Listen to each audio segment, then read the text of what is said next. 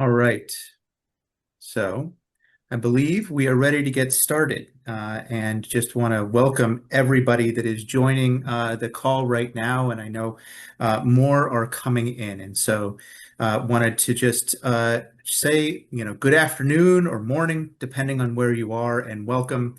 And just a real appreciation to everybody for tuning in and joining us for this important conversation as the Association for Public Data Users launches its guiding principles for public data. And so my name is Gabriel Rhodes, and I sit with you as an APDU member, as a public data user myself, and I am just very proud to be able to serve as your moderator for today.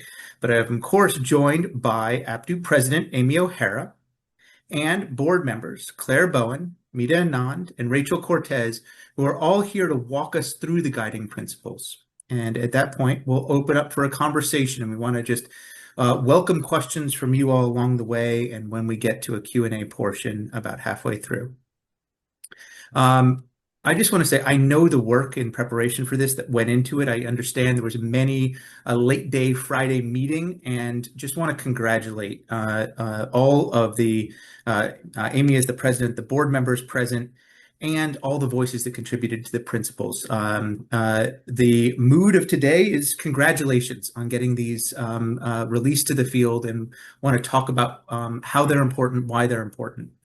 Just want to note to everybody as a note of housekeeping before we dive in, this webinar is being recorded, and so you'll be able to go back to it later, and everyone who's registered will receive a link to the recording.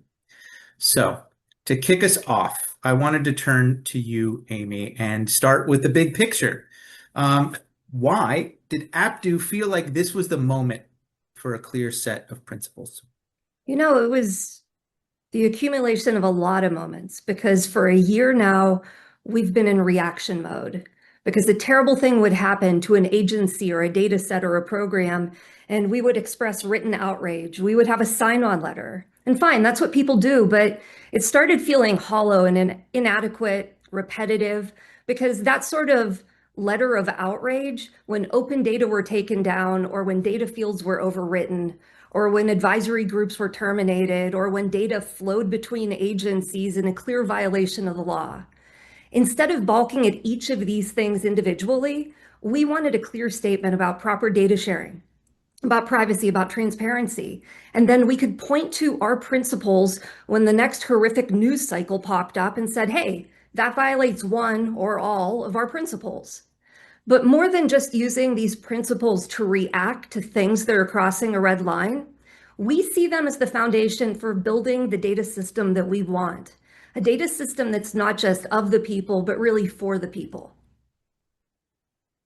So you talked about some of the the need for being able to be proactive about this, and you talked to some of these concerns, but what concerned you most about the direction the public data systems could take if we did not do this, if we did not clarify our shared standards? Well, I just want to frame it for a second in the data ecosystem that we have. And we have really strong allies like the Census Project and Friends of BLS and COPAVs, and they rightly mobilize when there's a threat to their base. And they highlight the risks to an agency's budget or to data that might be changed or terminated. But APDU is different because we're really user-focused, and we're the people who are demanding and consuming all of this data. And we really didn't want to end up with lousy data or no data at all. And that is the risk. That's what we're facing. And as APDU, we were and remain concerned that data collection is going to be disrupted due to staffing issues, due to budgetary issues, and the data might not even be collected because people are afraid to share their information with the government. It also might be disrupted due to anticipatory compliance in these agencies. So we are concerned about data retaining quality and being representative of the communities that we want to keep looking at. And we're not restricted to federal statistical data because this administration has had an impact on state and local data as well. So very clear. And I wanted to ask, I know I mentioned at the beginning the hard work that went into this, and I know that you listen to a lot of voices as you do all of this. Can you, at the top of this, tell us how APDU went about developing these principles? How did these come about? Yeah. So if people don't know what APDU represents, we've got people that are in government, and that could be federal government, state government, local government. We've got people from different nonprofits in the social sector. We've got people from academia. We've got people from the private sector, and we heard from all of them. We held an unconference last year where we asked our attendees, what's worrying you about data availability or data quality or timeliness? And all of those people, they wanted to talk and they wanted to share with us the challenge of explaining the importance of public data, of improving transparency, of being able to track what was going on, whether that was for existing products or data preservation and data rescue efforts, how we would monitor what was going on. And there were just these looming concerns about certain data collections like the 2030 census. And again, as I mentioned before, there are parallel issues with state data as well. And so we heard all of this information. And I am so fortunate to have great APDU officers and a fantastic board. And we listened and we took notes and we took these themes and then we unpacked them further by meeting with even more people. We had these things called data integrity summits. We took the themes that people had highlighted and said, what can we do more on? How can we figure out what we want to be pursuing? And that involved data producers and users so that we could think about the system that we have and the system that we want. And like good data people, we clustered and classified all of these themes and all of these issues. And it ended up distilling it into these guiding principles. And as I said, I'm so grateful for the APDU board for turning what was honestly just a wall of words into what I think are really motivating principles. Well, Amy, thank you for that. Thank you for orienting. Thank you for kicking us off. And to all of the folks that are joining us, you may see your voice represented in these as well, based on what Amy just said. And so I really wanted to turn to the board members to walk us through these principles. And we're going to turn to Claire first to kick us off. Thanks, Gabriel. So one of the first principles that we have here is about public data being public and accessible. I mean, feels like no duh, but we have to say this, right? It is, I often say that government data is of the people, by the people, and for the people, right? It is of the people because it's about us. It is by the people because it's our taxpayer dollars that went into it.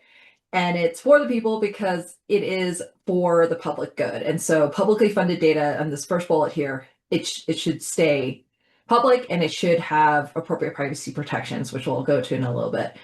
It's also thinking about making sure that the information, metadata, documentation all align with open data standards because transparency is so super important, which we'll go into more later. And the fact that this data access will strengthen democracy and innovation. So just like these key points of those guiding principles, but again, when going into them, you can see that we have more to say about that. Next slide, please. And so here's a nice question for everybody to more interactively hear from all of you is like, how would you like to see this principle play out in your work?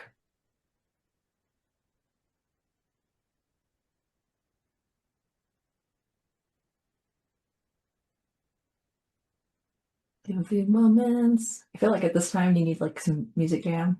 Da, da, da. Da, da, da, da.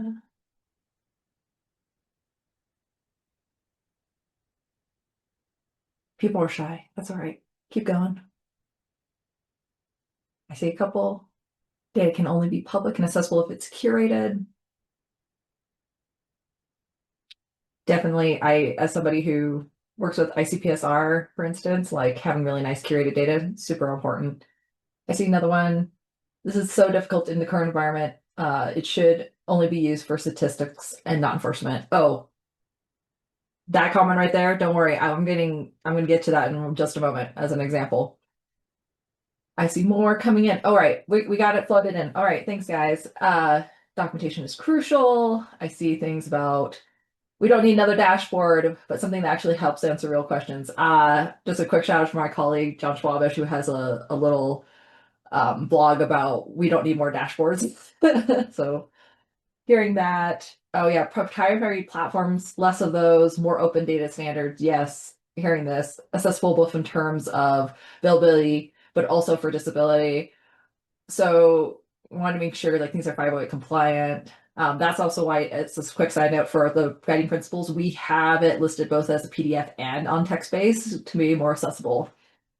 Need better data, metadata and governance. Yes. Hearing that.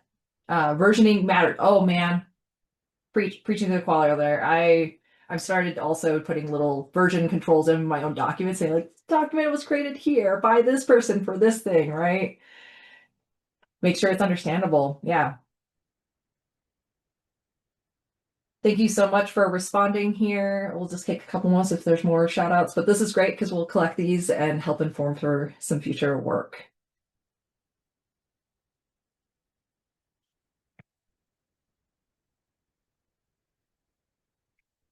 All right, plain language, multiple lingual. Yeah, that's really tough about multiple languages.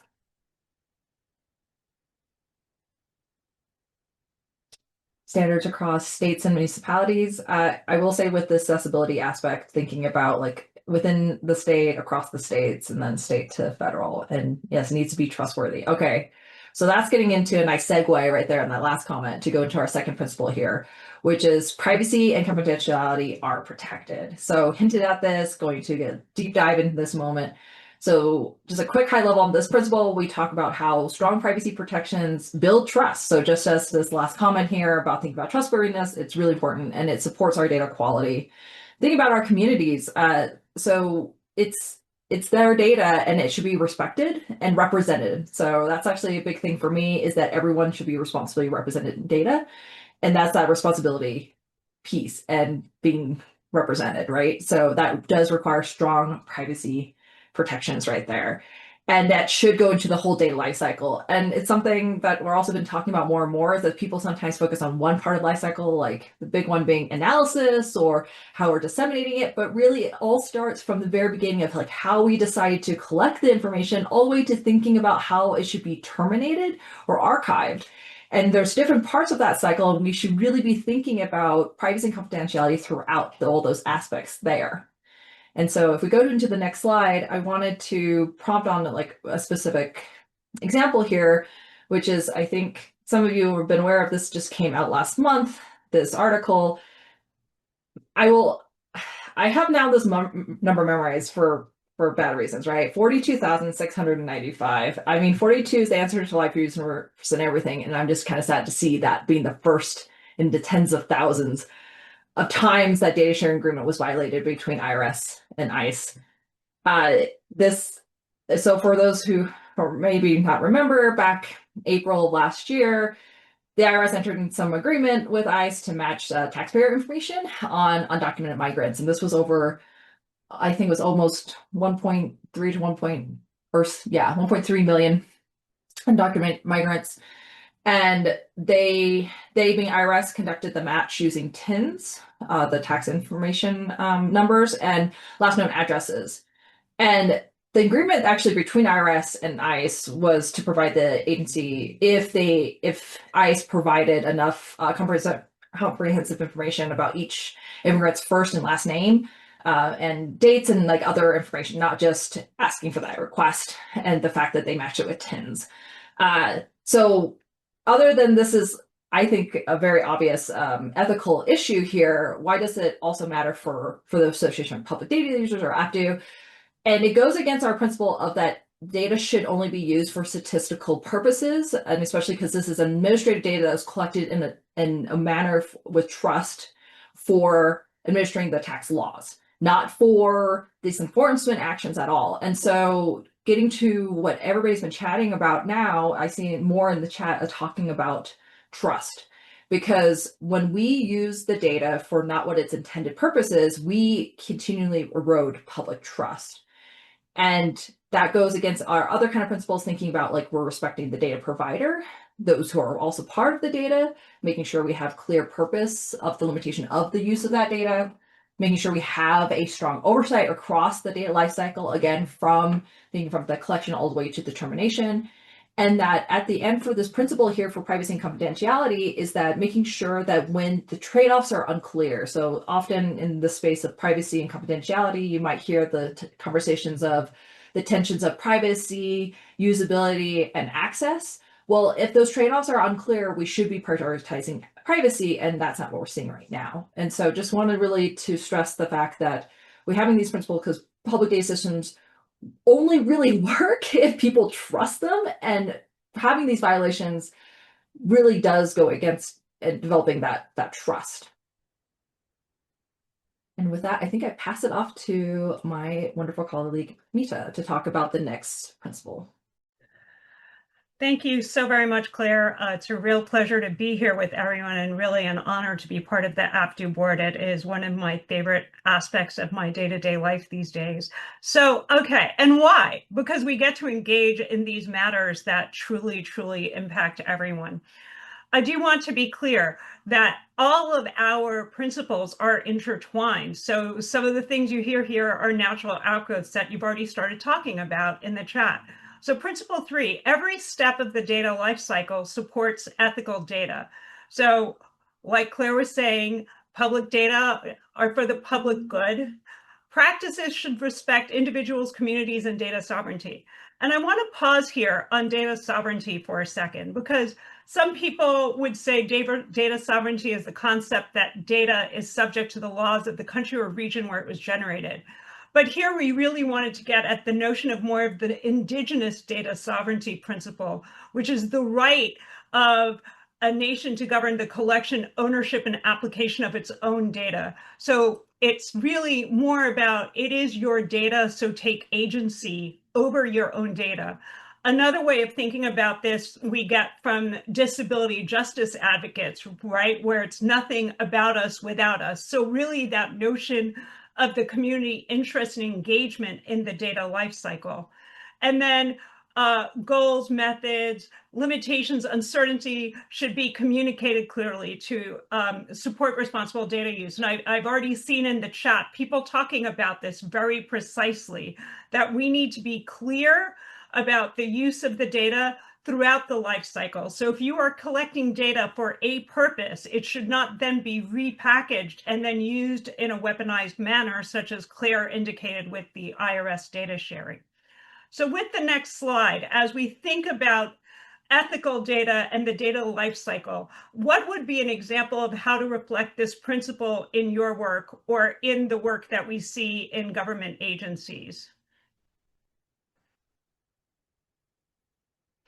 So I will speak to help provoke thoughts. So, you know, as I brought up already, disability justice, I was thinking a lot about what we saw in 2024 when there was the proposal for a change to the ACS disability data questions. And there was very much a discussion in the community about how the people who are directly impacted by these changes had not been part of the discussion. So to me, that's an example of how to include concepts of data sovereignty and ethical data throughout the data lifecycle.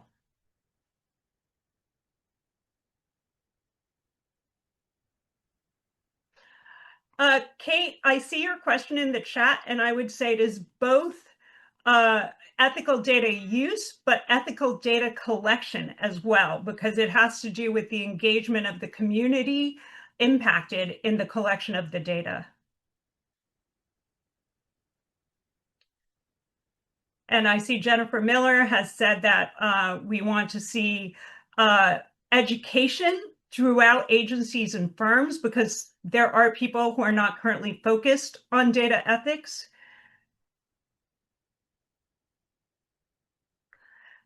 And then I think we see a very pertinent question about how this also involves finding out how to let people know when public data are being used for something other than the purpose for which it was collected. And then having an inclusive and diverse group of people helps ensure inclusion overall. And I think that's a very, very fair statement. An excellent point from Diana. I'm going to probably mispronounce your last name, Lavery, about full testing to check for and avoid bias. And I think there are lots of really, really great points here. And Bob has said I think Bob has distilled it, which is really include people in the decisions made about their data. So we'll go to principle 4 now, which is public data are transparent.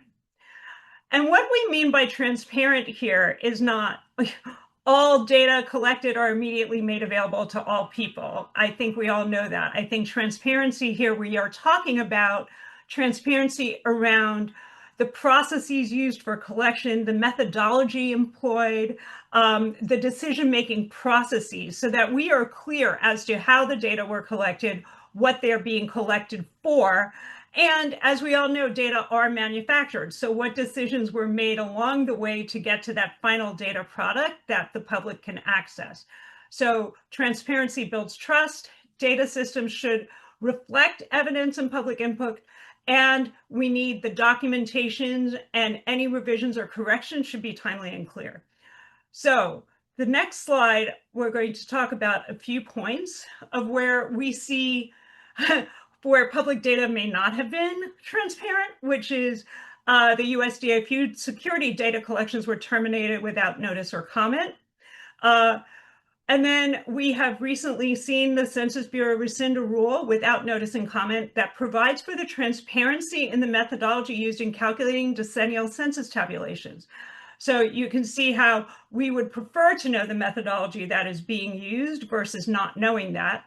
And then those of you who know me will not be shocked that I'll be talking about SPD 15, but the SPD 15, when it was rolled out in the revisions in March 2024, very much called for agencies to publish their implementation plans in order for all of us to know where we are in the process of the implementation of SPD 15. Now, those were supposed to be published by the end of September 2025.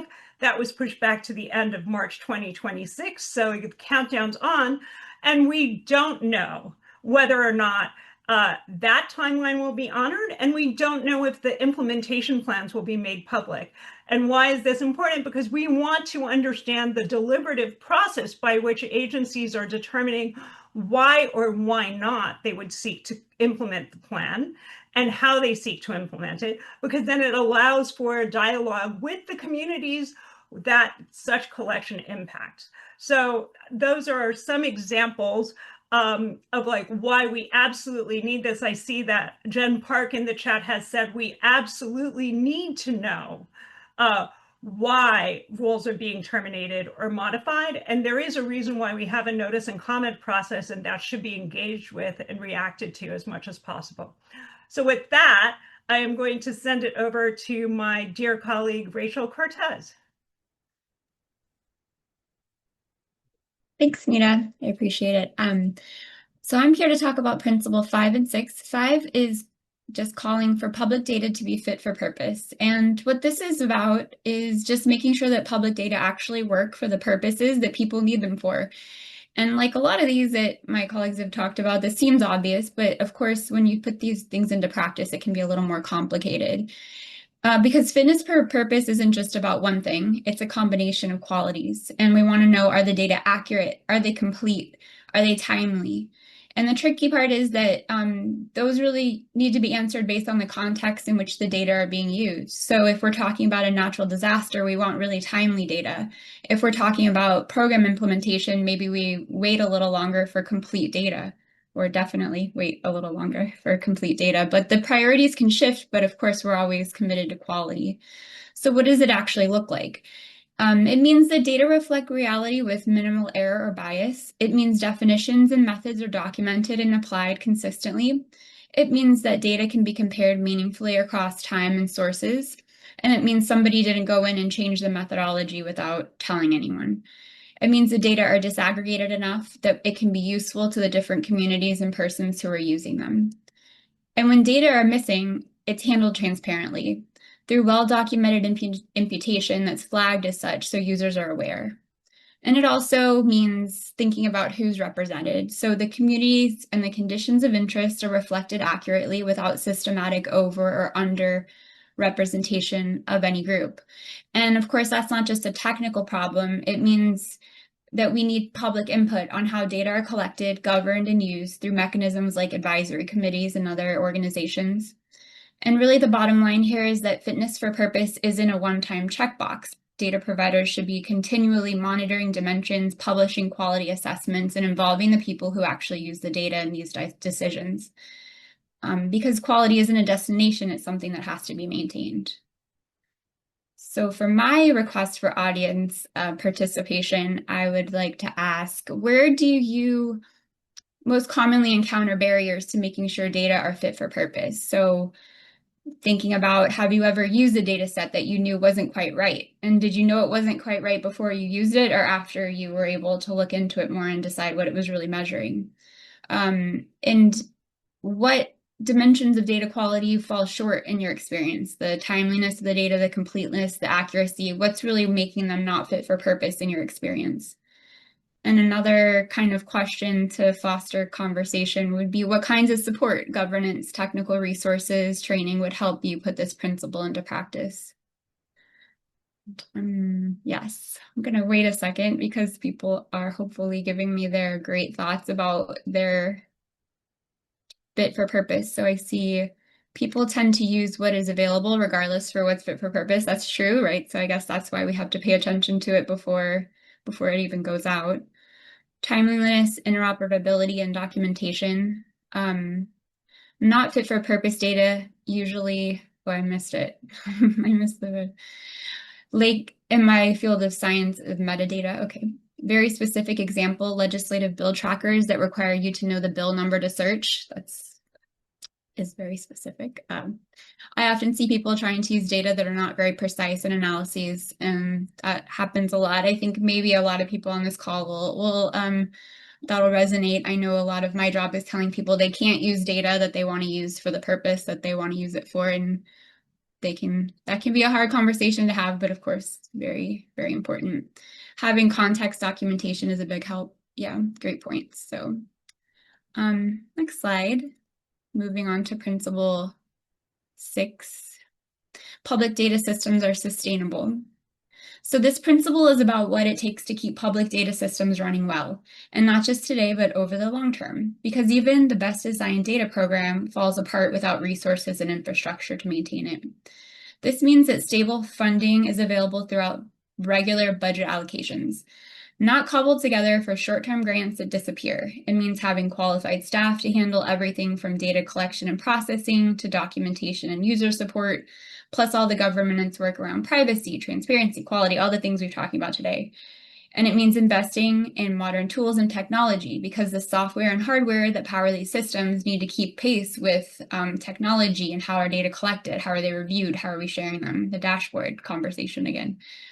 But resources alone aren't enough. You need a solid infrastructure. Data obviously need to be stored securely. There has to be a long-term preservation strategy. People should be able to access historical data. It can't be locked away in some system or in some, format that can't be accessed or found. People should be able to access data without interruptions or delays. And then there's oversight. Again, programs need to regularly assess to catch sustainability risks, like aging infrastructure, key staff departures, funding gaps, before they become crises. And that oversight shouldn't be internal. It should be done by external boards or committees, again, that are made up of independent experts that should have the access and authority to evaluate whether a program has what it needs to keep operating in the future. So next slide. So some examples that we've thought about in the realm of sustainability. Right now in federal statistical agencies like BLS and BEA are facing proposed staff cuts. And we know that the Census Bureau has been looking at reductions to its core survey workforce. And the impacts to staff headcounts could be even worse, because obviously people retire, they leave, and if there's a hiring freeze, it's going to compound all of these issues. So most of us are probably familiar with these headlines, and they impact a lot of the principles we're talking about here today. But if you look at them through the lens of sustainability, what they mean is that with long-term health of the data and products we rely on, the stakes become much clearer. One take on the census, on paper, their headcount is actually going up slightly, but that growth is in reimbursable positions, work funded by outside contracts. And that's exactly the kind of short-term funding that we're talking about this principle is saying we need to have less of. So these positions only would last as long as someone else is paying for them, and they might disappear when the contract ends. Sustainability is also dependent on consistent and reliable resources. For example, again, at the Census Bureau, it recently lost 13 weeks of IRS data and most of its Medicare data, which is ostensibly due to the lack of staff and privacy concerns, but regardless of the veracity of the causes, it impacts products like the population estimates that have relied on those data for many years. So what happens when those data aren't incorporated into the products that we all use year to year? How do we compare them over time? How do we make conclusions that we made in the past? So like all of the principles we've talked about today, this is interconnected with everything that we're saying. All of these are really important, and it all comes back to being able to use the data that are our public right to use. So I'm going to throw it back to Gabriel to lead the discussion and the questions and answers. And I hope really great talking to you guys today. Hope to hear a lot more discussion. And Amy. Well, thank you to Claire, to Mita, and to Rachel for leading us through all of the principles with examples and a robust chat. And so just want to welcome anybody. If you want to drop in the Q&A feature, we can try to get to as many of those questions as possible. I see a lot of them are already rolling through. But first, actually, I'm going to start with a question to Amy, and maybe Amy and Claire. Put us in the future a little bit, and then we're going to get back into the now of all of these questions. Like, what is APDU planning to make sure that these principles are followed? What does adoption look like for you? So I want to start there, then we're going to get to some of the live questions. Well, first, they're pretty good, right? I mean, they are. when you go through them one after another, it's like, yeah, I agree with that. I agree with that one too. But Gabriel, to your question, we want to get them out there, and we want people saying, yeah, and another aspect of this that you guys haven't articulated, and share that with us, because these are not written in stone. We want to hear from people if they're questioning the way that, or if they're curious about the way that we've framed something. Please give us your questions, give us your suggestions. And so in order to get this out into the community, we're going to have a series of events where we try to get people engaged in this conversation. And then we want to see how these fit with real world applications. And my great board members here, they gave you kind of an example of that, like asking, like, how does this fit in your world? We do want to hear that. And that will be a major focus of discussion at the unconference that we're going to have in July, because last year it was really successful and we're going to do it again. Yeah, so I'm just going to build off from what Amy said. We just engage with us. We have the website up, and I'm just going to stress that it was like through a lot of effort to get it up and in a format that is hopefully accessible for a lot of you. Please tag us on Blue Sky, LinkedIn, all our social media backgrounds or platforms, excuse me. And then we also have our email, info@apdu.org. And we, like Amy just said, we want to hear from you because we want to create the tools and resources that will help you, all of you. For example, from generous support from the Annie Casey Foundation, we have some funding to create some more materials, education around the privacy principles specifically. So, I mean, this is very close and dear to my heart as somebody who works in the space of privacy enhancing technologies and trying to get that word out there and make it as easy as possible for all of you. And I do want to flag something I see that Vidya put in the chat, which is, what other support can exist. And we have vague plans. I won't say concepts of a plan, don't want to trigger people, but we do have vague plans around what are the next steps around, like, are there toolkits we can create for people to do self audits and understand, like, are they adhering to the principles? Like, are there checklists we can come up with? Because I think there's room here for people to adopt it and adapt it to their needs and to do their own assessments as to, like, what does data collection look like in their organizations, agencies, firms. And we're happy to do like a virtual roadshow. If you have an organization or a community that you would love us to do a quick overview and then just engage with them, we're happy to set that up. We've been doing that in some states to help them understand what's going on in the data ecosystem anyways. Well, it looks like you already have a couple of takers here for some other organizations and connections. Just noting something from Esther about the American Evaluation Association. Let's get into some of the specifics. And I actually wanted to go back. Mita, you touched on this a little bit, but just wanted to give you a bit of a platform on one of the principles that you talked about. There was a question that came through about how to let people know when public data is being used for something other than what it is collected for. And we heard from Beth in the chat that APDU is providing a series of reports about unpacking how people will know how their data are being used. But just want to give you a space if you wanted to address that question any further. Yeah, I mean, I think there are two parts to the question, right? So the first part is go to dataindex.us. Shout out to my data index peeps. And there you get to see what Federal Register notices and SORNs are up there. And if you unpack some of these, and these are telling you about changes in data collection, you can start seeing where the uses of data might be perverted, changed, modified. So that provides the ability to have a public comment reaction to changes being made at the federal government level. So that's one way. Now, another way, so that's the official sort of it's here where people are following procedures or sometimes not. As Jen Park flagged and as I flagged, sometimes you just get a notice that something's no longer happening or something is happening without a notice and comment procedure. And even if you have a notice and comment procedure, people can still decide to go ahead and do the bad thing. But the other piece is make a fuss. If you know things are not being done correctly, if you know that data are being leaked or being used for purposes for which they were not intended, then you can write an op-ed, you can engage with the media, you can alert APDU or data index. There are ways to start bringing attention to the matter and make sure that people are aware that the data are not being used correctly. So this dovetails with a slightly larger question that came up, and then I'm going to turn to some of the specific principles again.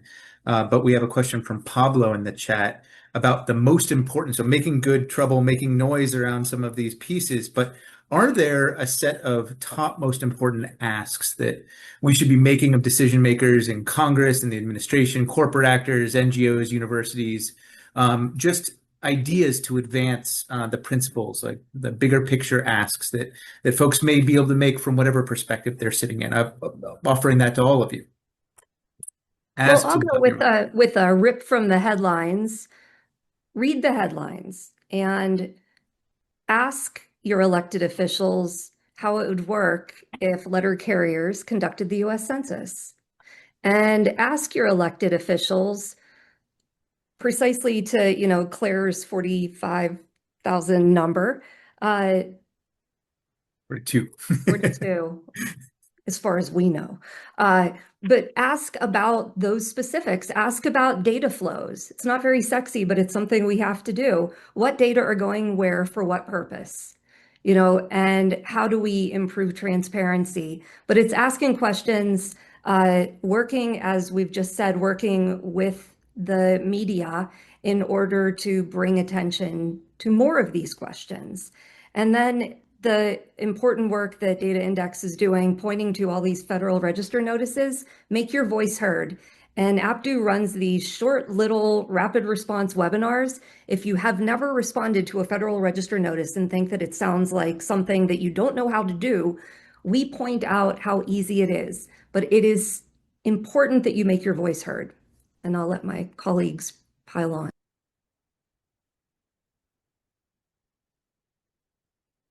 Any piling on?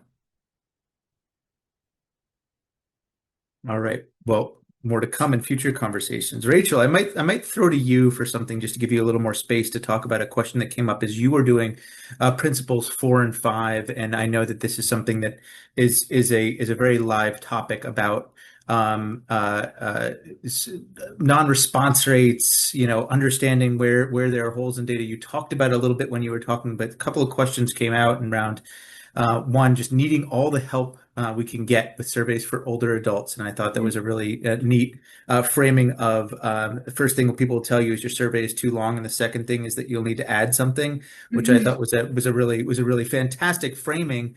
And it really picks up on something that Connie said in the chat about the high non-response rates, and that these problems are not necessarily well documented for the public. Since such that they have not been fixed, and it affects our understanding of all sorts of things around public data, income growth, inequality, et cetera. Just wanted to see if there's anything more that you wanted to say about that and about drawing attention to it as pertains to the principles that you were sharing. Yeah, I mean, I think maybe not so much for like federal surveys and things, but I think personally, I get kind of fatigue of being asked for my opinion on things. So I think maybe for a regular person, it's like every time you do something, not regular person, a non-data minded person, every time you do something, they're like, hey, want to rate us? Want to tell us how we did? And you're like, geez, like, so I can imagine that people are like, another thing where people are just asking me a bunch of questions, like, why do I do this? But it's like, I wouldn't mind getting the ACS, but if my like Uber driver, I'm like, stop asking me to rate you. I'm good. Like, but so when I think about Kim's question, I'm thinking about like people always do complain about like the American Community Survey being too long, but every question in there is there for a purpose. And it's kind of like I last year at the Population Association of America meetings, we met with some elected officials, and they're like, oh, well, our constituents are saying there's too many questions. And you're like, yeah, but they're for every one of them is for a purpose. And if you don't like them, you need to tell yourself to go make a case for why this shouldn't be in the American Community Survey. And then you'd probably find out why it's in the American Community Survey. So I can see like the kind of like tightrope you have to walk between just we're asked so much information all the time, every day, and also like making sure that these data are really useful. I mean, I don't have a solution for this, but I think that it's really important, and we just have to pay really close attention that everything we ask on a survey is needed, so that people, because I've also done this, like you start asking your opinion and then you're like, oh man, there's 12 left, like bye, so it's like you have to be mindful of all of those things, and it's not just about content, it's about just fatigue of being asked your questions all the time. So I don't know. I don't have a solution, but I can understand where Kim's coming from in that it's a balance for sure. Like all of the principles, really. Yeah, no, their intention. There's a balance, and I think that there's opportunity for broader education and field conversation about what that actually means. And I do want to appreciate that I asked your opinion on something, and you experienced opinion. You said you experienced opinion fatigue, and so I thought that was a really fantastic back and forth. And so thank you for that, and I think more to come. And I think this broader offer of bringing these principles around and getting additional feedback on it is very alive from what I'm hearing from APDU right now. I want to turn back to another specific earlier in the conversation that came up when Claire was talking about principle 1 and 2. Jennifer posed a question about how do recent findings about LLMs enabling de-anonymization affect these principles, especially principle 2. Again, we might not have easy answers. We don't have all the answers on this call. The principles are about putting guidelines out there, but throwing to you, Claire. Yeah, it's a tough question. I'm actually surprised somebody has not punted this or posed the question of like, do you think privacy is dead? Because I get asked that pretty often now, because like of all our information being in everything, especially with these large language models or AI and everything. And when I get asked that question, or at least things that are related to it, I think of like, well, what we need to do and focus on is not whether or not privacy is dead, or in these aspects, it's like whether or not we have the proper guardrails and guidelines and how, or just general data governance around our data to make sure that it's being used in a manner that is appropriate, or that we're comfortable with it too. I mean, there's a lot of things that my data is out there for that I'm pretty okay with. Like, this is a very simple example, but I went to go visit my mother in Korea. And I don't know if you guys know this, that in South Korea, the government does not share their data with Google. So when you put in Google Maps to go somewhere, it only tells you where the buses and the trains are doing. That's it. So any turn by turn direction is not there, right? And so yeah, it was pretty eye-opening for me because I had no idea when I got there. I'm like, oh, well, today I learned they don't share the government data. And it's one of those things where like I'm okay sharing my location information so I don't get lost in a foreign country where I'm like, I don't know how to read the signs because there's no English like version of these of where I'm going and things. So like that's a trade-off. And that goes back to what we were talking about earlier, is that there is an accessibility, usability trade-off with privacy. The default should be private, but there is some leeway we have here. And so we need to think about the governance aspect of like how our information is being used. And so then sometimes I hear from folks going like, well, like everything's being out there, like who cares? And it's like we can't let the ground get taken though. Like I always think about like the next generation, or if we allow our data to be used in a manner that you're like, oh, I'm okay now. It's like, no, we need to keep fighting for what our data is being used all the time, because once we lose a little bit, you're going to keep losing more and more grounds. And that's why I often say like, yes, sometimes my information is like personally it's quote unquote gone or screwed or whatever. So whatever, I'm trying not to swear. Yeah. You've been good so Right. far. It's good. Yeah, but I'm just thinking about like the next generation and making sure that we have those guardrails in place, because if we don't, then like I said, we're going to lose that ground and it's just going to get more and more eroded as we go on. So that wasn't like a great answer, just like you said, but we need to think about those guidance or guidelines. Can I hop in on that one? Because I did click the link, and I think it's worth noting that somebody attempting to take a public use file and attempt to re-identify participants by using whatever agents and external data sets they are able to get access to, shame on them. But we're in a position right now where if anybody inside the government agency that produced the data attempted to do it, they would be in trouble. And also, if somebody does re-identify somebody in a data set that the feds put out, the feds are on the hook. They're the ones that face the criminal penalties and the financial penalties and things like that. So we've got a really perverse set of incentives in terms of doing the important work to say, are public use files safe enough to release, and what are the alternatives? And also looking into kind of the way technology enables people to attempt these re-identifications more than it did in the past. So I think that Jennifer included something in there that is going to be an ongoing topic of discussion.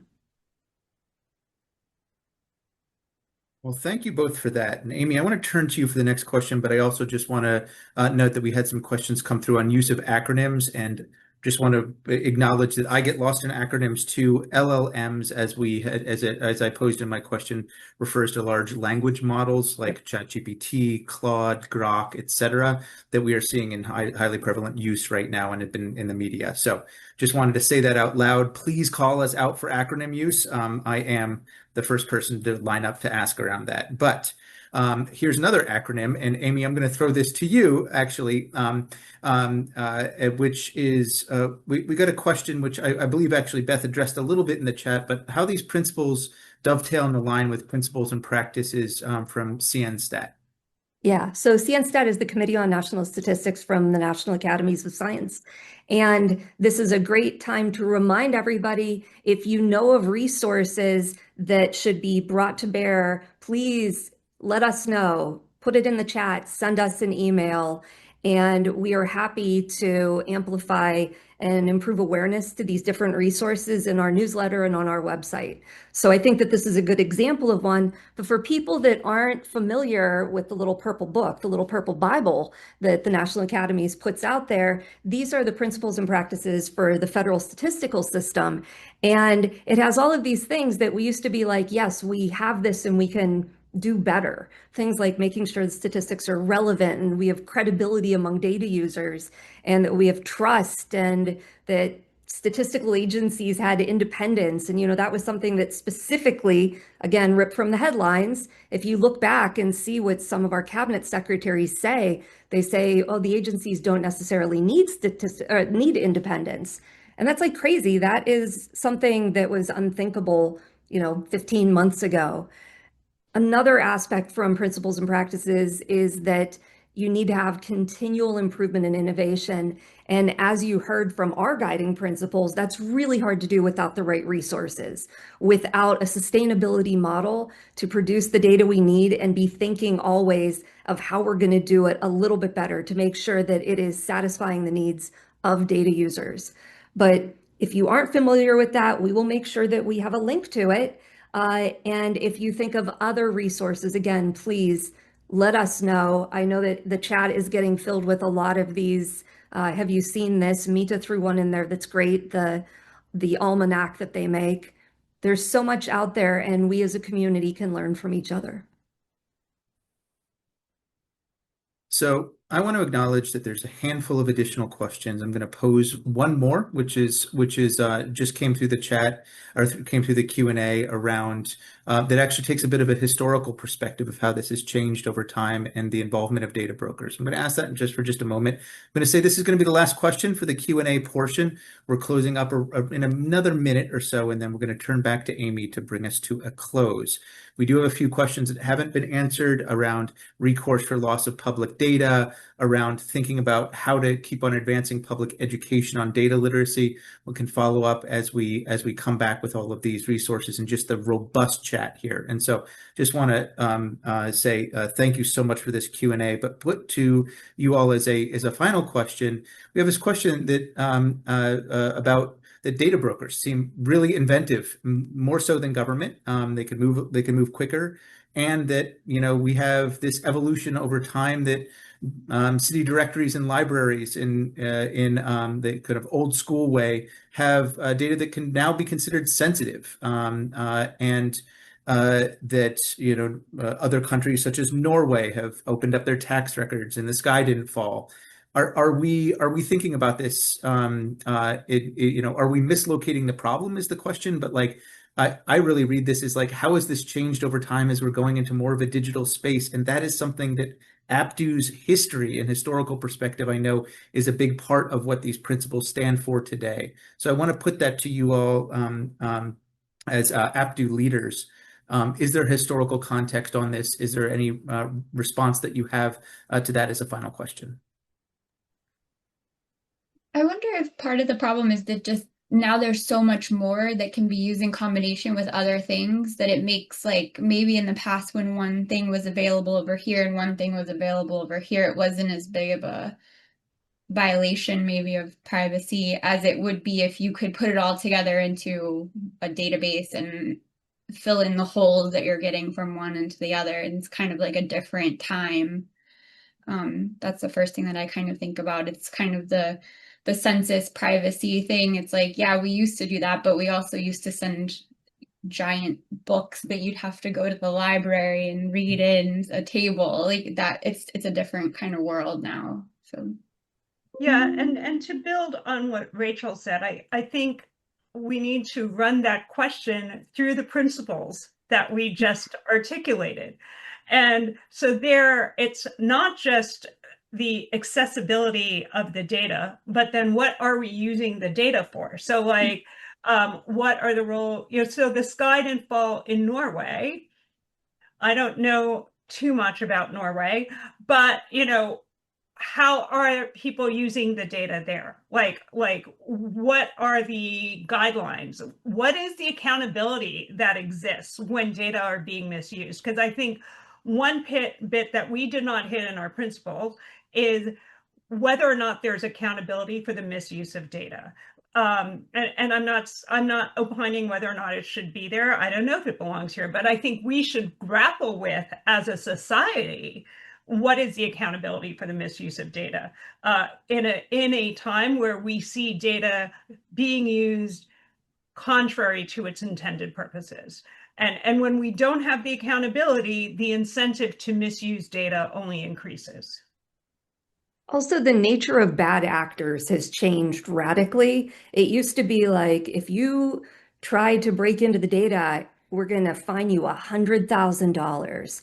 And years ago, it was like, wow, that's a lot of money. And now, depending on the entity that's going to try to hack the data, they're like, okay, I'll pay that. And so I think that there's been a different, the norms are different than when a lot of the penalty structures that Mito was just talking about came out. And also there are enormous cultural differences between the United States and other countries, particularly those that are like, oh, I release the tax data or I release the population list. It's just, it's not where we came from. And especially in the past 12 months, we have turned in a different direction, not toward that sort of openness and trust. So I want to wrap us here and just say, in a time of change, which I know APDU has been through a lot of change, the principles are all the more important as we go through, as we stay in the present. Really appreciate all of the questions, all of the engagement from everybody online today. And Amy, I want you to bring us home. What takeaways do you want us all to leave with? I think that that's really the center of all of this, that we need to be able to clearly articulate what public data systems stand for, because it's about what we're willing to risk losing. And it isn't about data sets, it's about trust. We've said that word a couple of times, but I don't think that we can say it enough. It's also about accountability. And it's about whether evidence guides decisions that affect millions of people, that affects all of us. And to convey that these principles are not abstract. They are the values that underpin the democratic governance of data. And that's really, if you believe in evidence-based policymaking, evidence-based data use, you've got to have the data and you have to be thinking about principles like this. And I think that I can't wait to look at the chat a lot more closely. I want everybody to reflect on what you've heard and what your peers have been writing, and hopefully gave you ideas or gave you links and resources. And so I want you to come on this journey. Come with us, lead us, share with us, and share these principles, and please reference them and help us ensure that public data remain accessible, that they protect privacy, that there are ethics involved always, not just some of the time, and that they're trustworthy and sustainable. So these are what principles that we came up with, and we really look forward to continuing the conversation. Amy, thank you for bringing us home. And so I will just make a few final comments and close us out. Just want to tee up what is coming next, which you touched upon and we have touched upon earlier. Number one is a series of conversations on each principle. The second is a deeper discussion in an unconference in July, which bookends where all of this started, which is fantastic. And just ongoing, anytime, feedback, welcome on LinkedIn, on Blue Sky, by email at info@apdu.org. You will see a short survey that'll appear when you exit Zoom. Please do take a moment and complete it. It'll help us with future events. But also look out for an email follow-up that we will have. Recording of this conversation. Somebody asked if the materials will be shared. They will, along with links to some of the resources that were mentioned today. Please be sure to share it with anybody that'd be interested. Reach back out to APDU if you'd like to actually get a version of this in your particular context. And as a final note, I just wanted to invite folks to say this is the end of a piece of work, but it really is the beginning of actually getting the principles out there.